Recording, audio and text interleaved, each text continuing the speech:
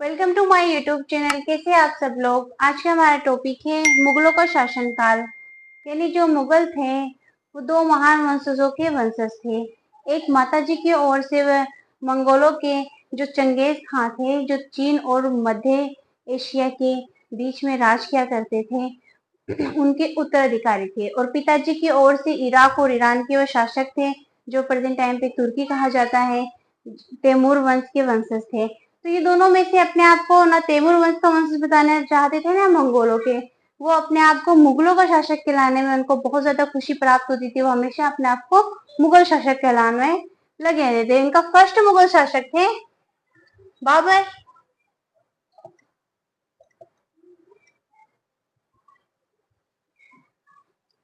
बाबर जब इनका जन्म हुआ और जब ये मात्र 13 या 14 साल के हुए, तो इस टाइम पर इनको क्या हुआ, फरगाना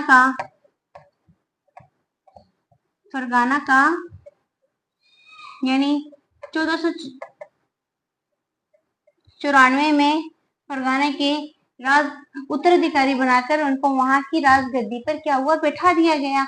अब वहां पर उनकी उम्र ज्यादा नहीं थी, 13 या 14 साल की थी। तो उसपे जो मंगोलों की दूसरी शाखा थी उज्बेगों ने वहां पर अचानक से आक्रमण किया। और वो सोचे एक बच्चा शासन चला रहा है, यानी इस उम्र में एक बच्चा शासन चला रहा है, तो उसको वहां से खदेड़ के अपना शासक चलाया। जिसलिए उज्बेकों ने उस टाइम पर वहां से फरगाना से उनको खदेड़ कर वहां पर अपना शासन स्थापित कर लिया। फिर जो बाबर थे वो इतने साल तक भटकते रहे, यानी वहां से हटाने के बाद वो ईरान की तरफ चले गए और वहां पर वो भटकते रहे। भटकने के बाद में फिर से जब वो थोड़े बड़े हुए और फिर से उनको शासन करने की जो चिंता जागृत हुई, तो उन्होंने 1504 में क्या किया, काबुल पर कब्जा कर लिया। थोड़ी बहुत सेना इन्होंने इकट्ठा की और उसके द्वारा इन्होंने क्या किया, काबुल पर कब्जा कर लिया 1504 के अंदर। इसके बाद में उन्होंने 1526 में अब काबुल पे जब इन्होंने कब्जा किया, तो छोटी सी जगह पर अपना साम्राज्य का विस्तार देखकर मन में जागृत हुआ कि अपने साम्राज्य को बढ़ाऊं। और किस तरह से बढ़ाऊं, तो इस तरह से उन्होंने क्या किया, 1526 में युद्ध किया। और किसके साथ किया, उनकी नजर अचानक से दिल्ली पर पड़ी। अब दिल्ली जो था बहुत ही अच्छा साम्राज्य था, उनकी नजर उस पर पड़ी कि दिल्ली पे मेरा साम्राज्य स्थापित होना चाहिए, हमारा अधिकार होना चाहिए, हमारी सत्ता दिल्ली में चलनी चाहिए, किसी और की नहीं। तो इन्होंने दिल्ली की में अपनी सत्ता स्थापित करने की चाह में इन्होंने क्या किया, 1526 में उस टाइम पे दिल्ली का शासक कौन था, इब्राहिम लोदी।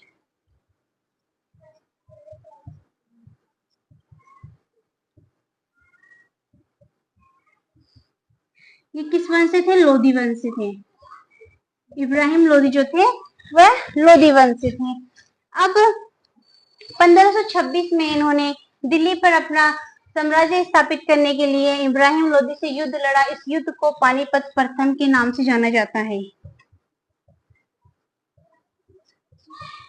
ये पानीपत फर्स्ट जाना जाता है। और कब लड़ा गया था, ये 21 अप्रैल 1526 को ये युद्ध हुआ था। किनके बीच में होता, बाबर और इब्राहिम के बीच में हुआ था। और कहाँ हुआ था, पानीपत के मैदान में हुआ था, इसलिए उसको पानीपत फर्स्ट के नाम से जाना जाता है। जब ये युद्ध होना था, तो उस टाइम पे क्या हुआ, बाबर ज्यादा प्रसिद्ध शासक तो नहीं बना था उस टाइम पे। और बाबर क्या हुआ, उस टाइम पे बाबर ने बहुत चालाकी से काम लिया। उनको बस दिन रात दिल्ली का शासक बनने का, दिल्ली का साम्राज्य मेरा हो, इसका स्वप्न देखना स्टार्ट कर दिया। भारत पे मेरा साम्राज्य स्थापित होना चाहिए, इसका सपना उन्होंने देखना शुरुआत कर दी। और वहां पर उसको साकार करने के लिए, उस सपने को उन्होंने साकार करने के लिए क्या किया, छल कपट की योजना अपनाई। हमारे भारतीयों में जो पहले योद्धा थे, वो अपने योद्धाओं के बल पर युद्ध लड़ा करते थे। ये छल कपट वाले को हमेशा मतलब एक शुद्ध योद्धा नहीं कहा जाता था, जिन्होंने छल कपट किया था। और बाबर ने क्या किया, उस टाइम पे हमारे भारत में तोप, गोले बारूद कोई नहीं जानता था उस टाइम पे। उस टाइम पे भारत में जानते नहीं थे ये भी चीजें भी होती है, युद्ध में इसका इस्तेमाल भी किया जाता है क्या। तो उस टाइम पे लोधी वंश के पास में हजारों तादाद में हाथियां थी और सैनिक था, अच्छा खासा शासन चल रहा था उनका दिल्ली के अंदर। जब इन्होंने युद्ध के लिए पानीपत के मैदान की तरफ बढ़े तो बाबर ने पहले से ही अपनी चालाकी से क्या करता, अब उसको तो जीतना है, अपना सपना साकार करना है। तो उन्होंने क्या किया, पहले खड्डे खोद दिए, खड्डे खुदवा के उसमें तोपों को छुपा दिया। उसके बाद में फिर दिमाग लगाया, बोला बैलगाड़ियों को देख लेंगे वो लोग, तो बैलगाड़ियों क्या किया, छुपा दिया गया और बैलगाड़ियों पे बारूद गोले रखे साइड में उसको छुपा दिया गया और बचे कुछ जो थोड़े बहुत सैनिक थे अपने साथ लेके पीछे से आया। जब वहां से ये इब्राहिम लोधी अपने जोश होश के साथ में युद्ध लड़ने जा रहे थे तो उस टाइम पे क्या हुआ, अब हाथिया अचानक से जो सैनिक आधे थे उसके वो खड्डों में से तोपों का जब वार किया तो हाथिया जो थी सब एकदम से पगला गई और पगलाने के बाद क्या हुआ, वो हाथिया उधर जाने के बजाय रिटर्न अपने ही सैनिकों की तरफ मुड़ गए और अपने ही सैनिकों को सबको कुचल डाला। इस तरह से उनके कई सैनिकों की मृत्यु हो गई और इस तरह से ये बहुत ही बुरे तरीके से इब्राहिम लोधी की उसमें क्या हुई, इस युद्ध में हार हुई और बाबर जीत गया। इस युद्ध में इब्राहिम लोधी की हार हुई और बाबर क्या हुआ, जीत गया उस टाइम पे। यानी बाबर अपनी योद्धा के बल पे नहीं जीता था, बाबर उस टाइम किसे अपने छल कपट से गोले बारूदों का यूज कर करके उन्होंने मतलब उस पर अपना अधिकार स्थापित किया था। तो इस तरह से कह सकते हैं कि इब्राहिम लोधी उस टाइम पे हार गए और 21 अप्रैल से दिल्ली पर किसका कब्जा हो गया, बाबर का। अब दिल्ली पर जब उनका साम्राज्य स्थापित हो गया तब उनकी नजर खास खास घरानों पे नजर रखते थे। बाबर जो थे वो बहुत ज्यादा क्लेवर थे, वो खास खास घरानों पे अपनी नजरें बनाए रखते थे हमेशा से। तो वो क्या किया उन्होंने, अब उनकी नजर कहाँ गई, मेवाड़ पे। और मेवाड़ पे उस टाइम पे कौन शासक कर रहा था, राणा सांगा।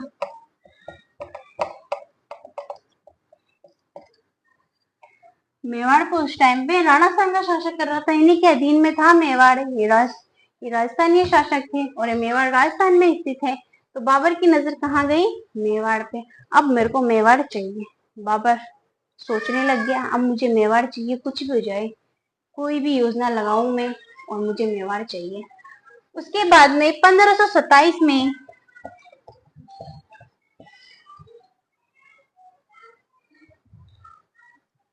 मेवाड़ की चाह में बाबर और राणा सांगा के बीच में क्या हुआ, युद्ध हुआ। और ये युद्ध कहाँ हुआ, खानुआ के मैदान में।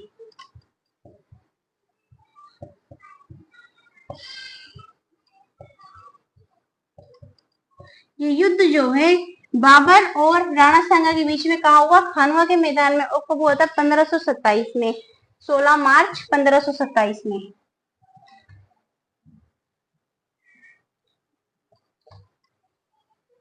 सोलह मार्च 1527 को खानवा के मैदान में यह युद्ध हुआ और इस युद्ध में क्या हुआ, राणा सांगा की पराजय हुई। और इसमें भी अपने माइंड के द्वारा अपने सेनापति, इस टाइम पे तो इनका सेनापति बढ़ ही गए थे, तो इस टाइम पे भी उन्होंने अपना माइंडेड अपने सेनापतियों के द्वारा अपना दिमाग लगाते लगाते इस युद्ध को लड़ने आ गए और पूरी तैयारी के साथ में आए थे खानवा के मैदान में। और राणा सांगा उस टाइम पे लड़ते लड़ते पराजित हो गए और बाबर जीत गया। अब इसके बाद में बाबर जीत गया। अब इसके बाद में उत्तर भारत में जो चंदेरी राजपूत थे उस टाइम पे बहुत ऊंचे ओहदे पे थे। अब मुगल सम्राट जो था ये बाबर, ये सोचने लगा मुझसे ऊंचा कौन बैठा है उत्तर भारत में, जाऊं और उसको भी नीचे गिरा के वहां पे मेरी ही सत्ता स्थापित करूं। तो इन्होंने फिर क्या किया, 1528 में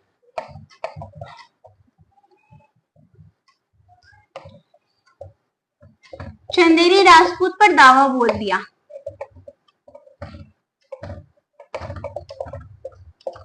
1528 में उन्होंने क्या किया, दावा बोल दिया। और उस टाइम पे इस चंदेरी राजपूत के शासक कौन थे, मोदनी रॉय।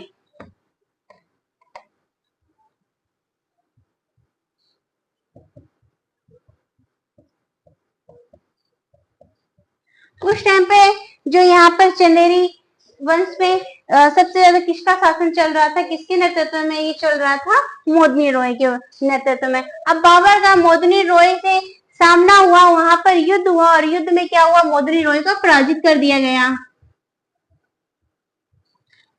और यहाँ पर भी बाबर की जीत हुई। इस तरह बाबर जो अपने सपनों को देखता था, उसने इतनी काबिल हो गया था वो कि अपने सपनों को देखता, उसको पूर्ण करने के लिए उसमें जुट जाता था, चाहे उसमें छल कपट ही क्यों ना करना पड़े, लेकिन वो अपने सपनों को पूर्ण करने में लगा रहता था। इस युद्ध के बाद में बाबर की मृत्यु हो गई, लेकिन बाबर की मृत्यु होने से पहले अपने साम्राज्य को उन्होंने दिल्ली से लेकर उत्तर भारत तक काफी अच्छे से फैला लिया। और उसके बाद में अपने जायदाद का बंटवारा भी उन्होंने एक वसीयत बनवाई थी कि जो मेरे सारे पुत्र हैं उनके जायदाद का बंटवारा बराबर हिस्सों में किया जाएगा, किसी को भी ज्यादा नहीं दिया जाएगा। अपनी मृत्यु से पहले वो वसीयत बनाकर गए थे। अब इनकी मृत्यु के बाद इनका पुत्र कौन था? हुमायूं।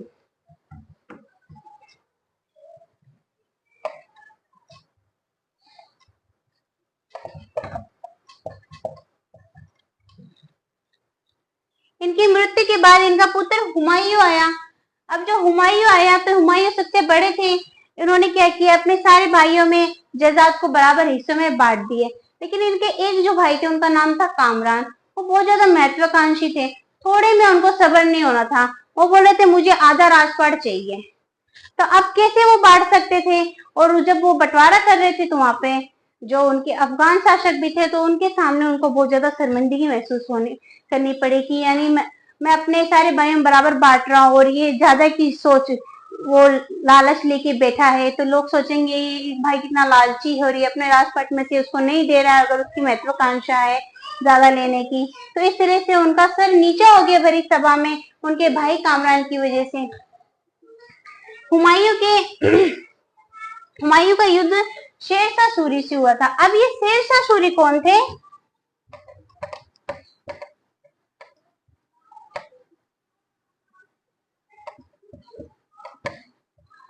ये सूरी वंश के थे।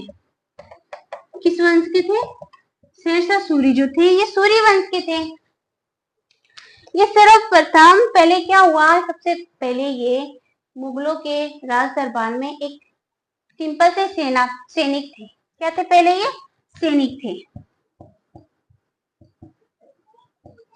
उसके बाद में ये अच्छा कार्य करने लग गए। इनका इंप्रेशन जमा मुगलों पे, तो मुगलों पे जब इनका इंप्रेशन जमा तो मुगलों ने इनको क्या बना दिया? सेनापति बना दिया। इनका पद यहाँ था, यहाँ कर दिया। अब सेनापति जब ये बन गए तो और भी अच्छा इंप्रेशन अपना मुगलों पे जमा दिया। यानी ये अपना अच्छा दिखावे में हमेशा अच्छा बनने में और अच्छा होकर के अच्छा कार्य करके इनको दिखा के हमेशा ऊंचे आदे की इन लोगों से आकांक्षा किया करते थे, इमेजिनेशन किया करते थे कि मेरे को हमेशा ऊंची पोस्ट मिलनी चाहिए। तो सेनापति हो गए। अब सेनापति के बाद और भी अच्छा इंप्रेशन जमाने लगे मुगलों पे। और मुगल बादशाह लोग तो होते ही थे जो उनकी हाँ में हाँ 24 घंटे मिलाता रहे तो वो उनका सबसे ज्यादा क्लोज हो ही जाता है। और ये जाहिर सी बात है, ये किसी में भी कोई भी बड़ा सदस्य हो और उस छोटा सदस्य अगर उससे हाँ में हाँ मिलाएगा तो वो हमेशा उससे खुश ही रहेगा। इसके बाद क्या हुआ? सेनापति ने उनको बिहार का राज्यपाल बना दिया।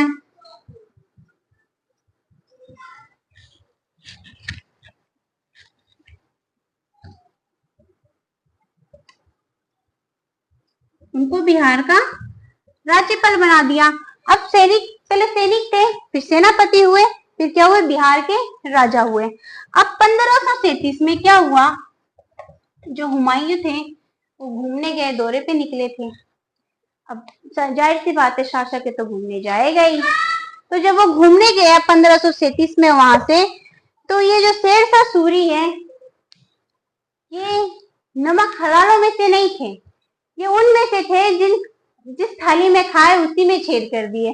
तो ये उनमें से थे शेरशाह सूरी। तो इन्होंने क्या किया? जब ये चले गए और इनके बल पे सारा सत्ता, मतलब जब ये चले गए तो इनको पता लगा कि जो हुमायूं है वो अभी भारत में नहीं है, भारत से बाहर गए हैं, तो उसके जाने का इन्होंने खूब फायदा उठाया। फायदा उठाने में क्या किया इन्होंने, बंगाल पर अपने आप को क्या किया, बंगाल का शासक घोषित कर लिया और वहां पर भी सूर्यवंश स्थापित कर दिया बंगाल में। कौन सा सूर्यवंश, कहां पर, बंगाल में क्या किया इन्होंने, स्थापित कर दिया। अब जब वहां से हुमायूं रिटर्न आए जब हुमायूं वहां से, तो इनको पता चला, तो जब वहां पर लड़ाई छिड़ी, और लड़ाई कहां पर छिड़ी, चौसा के मैदान में।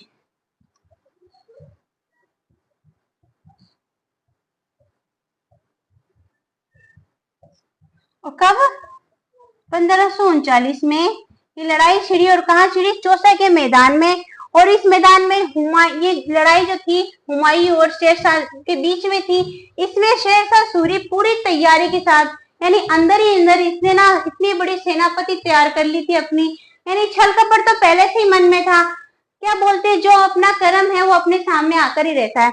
बाबर ने क्या किया था, छल कपट करके अपने राज्य को बढ़ाया था ना। अब वही जो कर्म है उसके पुत्र के सामने आ रहा है, उसके बेटे के सामने वही कर्म आ रहे हैं, तो वह कर्म दोहराया किसने, शेरशाह सूरी ने। अब शेरशाह सूरी ने इनके साथ, इनके ही नमक खा के इनके साथ ही छल कपट किया। तो यहाँ पे आके क्या हुआ, शेरशाह सूरी एकदम स्ट्रॉन्ग हो गए थे, उनके सारे सैनिकों को अपनी तरफ कर लिया था। तो करने से क्या हुआ, युद्ध में जो शेरशाह सूरी था वो जीत गया, और जो ये थे इनको हार का सामना करना पड़ा। हुमायूं को हार का सामना करना पड़ा, और शेरशाह सूरी उस टाइम पे क्या हुआ, जीत गया। इस तरह फिर इनका फिर ये उत्तर भारत के कन्नौज पे इनका अधिकार था हुमायूं का। शेरशाह सूरी ने वहां तक भी नहीं बख्शा, कन्नौज पे भी आया, और 1540 में कन्नौज पे भी आया, बोला अब तो तेरे को यहाँ से खदेड़ के ही रहूंगा मैं। शेरशाह सूरी ने ठान लिया, अब तो तेरे को यहाँ से खदेड़ के ही रहूंगा, चाहे कोई कीमत पे हो, भारत तो आपको छोड़ना ही पड़ेगा। तो उसने क्या किया, 1540 में कन्नौज में जब इनका शासन चल रहा था, वहां पर इन्होंने हमला किया, और हमले में क्या हुआ, कन्नौज को पर अपनी सूर्यवंश स्थापित कर ली, और वहां से हुमायूं को खदेड़ दिया। हुमायूं को खदेड़ के भारत से बाहर ही कर दिया। अब कितने सालों तक, 15 साल तक हुमायूं जो थे वो भारत की शक्ल नहीं देख पाए, नहीं वो सर्कल नहीं देख पाए, इतना बुरा तरीके से खदेड़ा था हुमायूं को शेरशाह सूरी ने। इसके बाद में ईरान में जाकर के रहा करते थे। अब ईरान के जो शासक थे, कौन, सफावी शाह, उसकी मदद से रिटर्न भारत आए। और कब आए, 1555 में 1555 में सफावी शाह की मदद से फिर से रिटर्न भारत आया।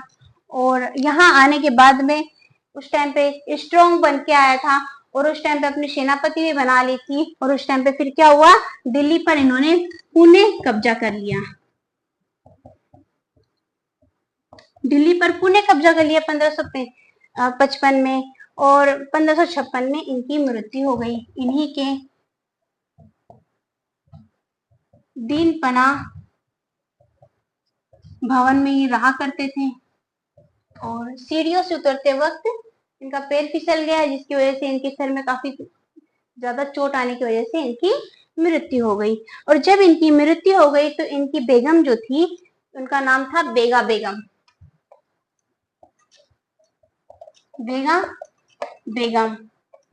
उन्होंने हुमायूं के याद में मकबरा बनवाया, उसका नाम था हुमायूं का मकबरा। और ये कहाँ बनवाया, नई दिल्ली में, पूर्वी निजामुद्दीन में ये स्थित है मकबरा। और ये विश्व धरोहर स्थल के रूप में प्रसिद्ध है, इसको विश्व धरोहर स्थित घोषित किया गया है हुमायूं के मकबरे को। हुमायूं के मकबरे को विश्व धरोहर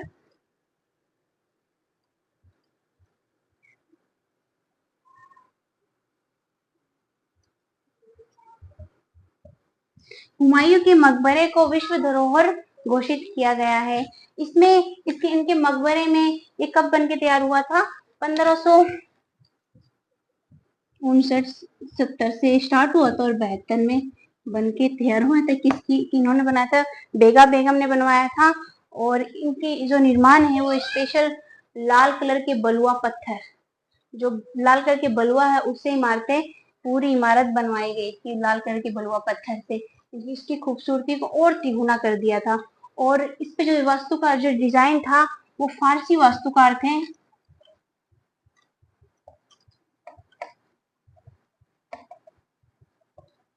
मेराज मिर्जा, और इनके बेटे थे सैयद खां। तो इन मेराज मिर्जा और सैयद खां इनके बेटे थे। उन्होंने इस पर वास्तुकार इतना अच्छा डिजाइन किया था फारसी वास्तुकार का कि देखने के योग्य था उस टाइम पे। मुगलों के भवनों में से भव्य में से सबसे प्रसिद्ध उस टाइम पे ये हुमायूं का मकबरा था। तो अगला जो शासक थे वो अकबर थे। इनके बारे में हम कल पढ़ेंगे। आज के लिए इतना ही, फिर मिलते हैं एक नई वीडियो के साथ। तब तक के लिए प्लीज लाइक एंड सब्सक्राइब करें, बेल आइकन जरूर दबाएं। Thanks for watching me.